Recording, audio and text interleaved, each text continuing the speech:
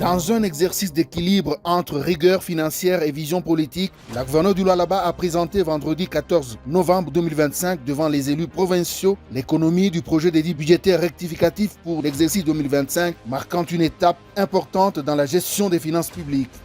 Dès l'entame de son intervention, la gouverneure Marie-Thérèse Masuka a salué la cohésion exemplaire entre l'exécutif et l'Assemblée provinciale, posant ainsi le cadre d'un débat constructif et institutionnellement apaisé. Marie-Thérèse Masuka Saini a justifié la révision à la baisse du budget initial par la conjoncture minière actuelle, marquée notamment par de nouvelles restrictions à l'exportation du cobalt, ressource majeure de la province, ayant entraîné une chute considérable des recettes internes. Il y a lieu de faire observer qu'au cours du premier semestre de l'année en cours, certains événements ont pu se produire, m'obligeant moi et mon gouvernement de revoir l'édit numéro 035 du 27 décembre 2024, adopté en ce même hémicycle en la même date. Parmi ces événements qui ont conduit à la modification du précité édit budgétaire, en voici quelques-uns, sans que cette brève énumération ne soit exhaustive.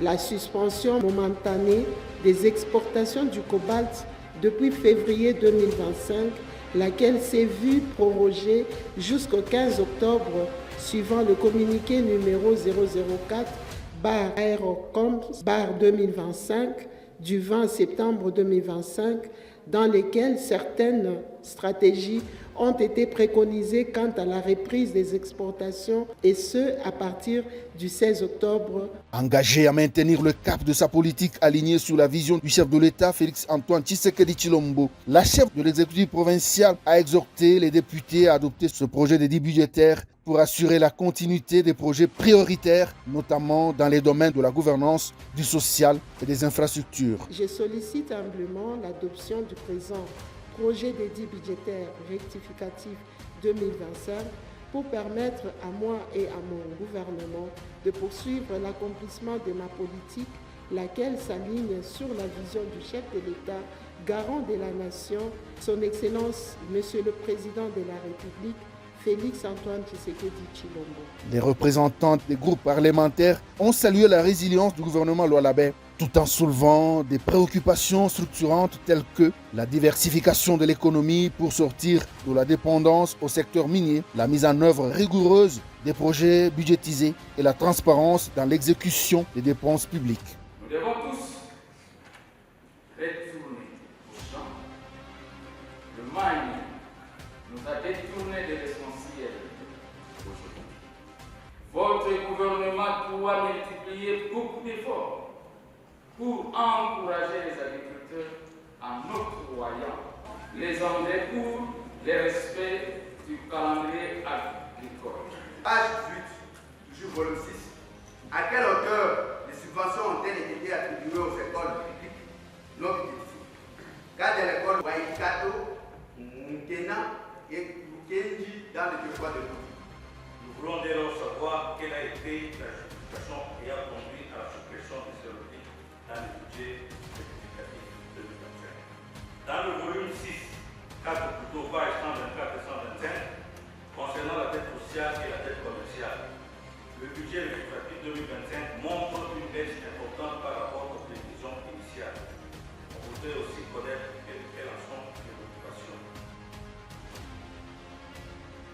Après une courte suspension de la séance, Marie-Thérèse Masuka est revenue à la tribune avec des réponses précises, factuelles et convaincantes, démontrant une parfaite maîtrise des dossiers techniques et financiers.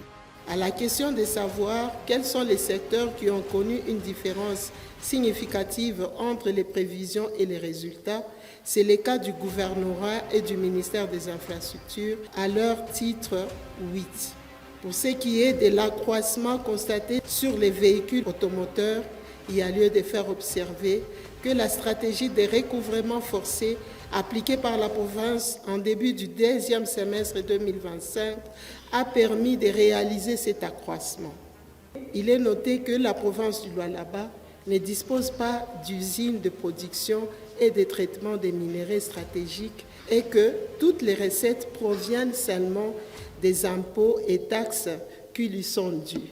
Mais des efforts sont fournis pour trouver d'autres investisseurs intéressés dans ces secteurs, à l'exemple dans la production de l'or, de la cassitérite et j'en passe.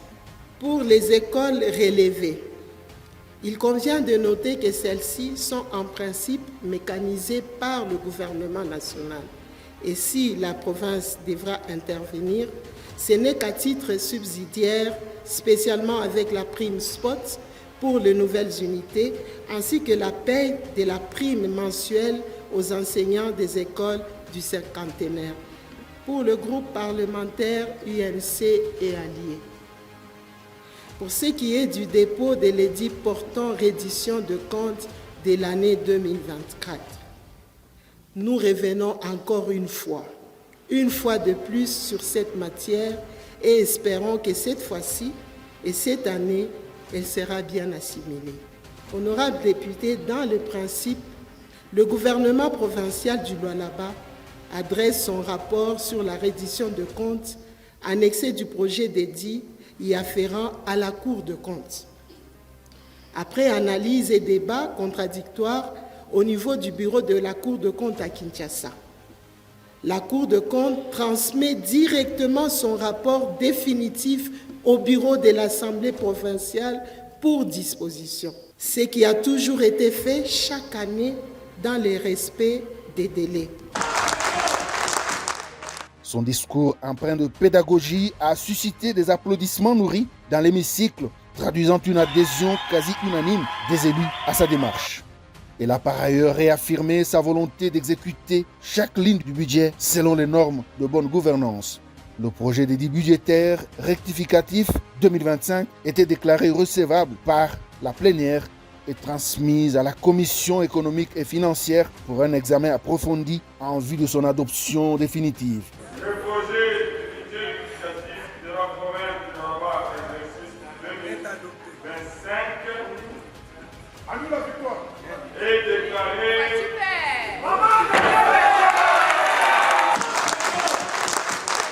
La séance s'est clôturée dans une atmosphère sereine, marquée par un rare élan de convergence institutionnelle, témoignant de la maturité politique croissante et exemplaire dans la province cobaltifère.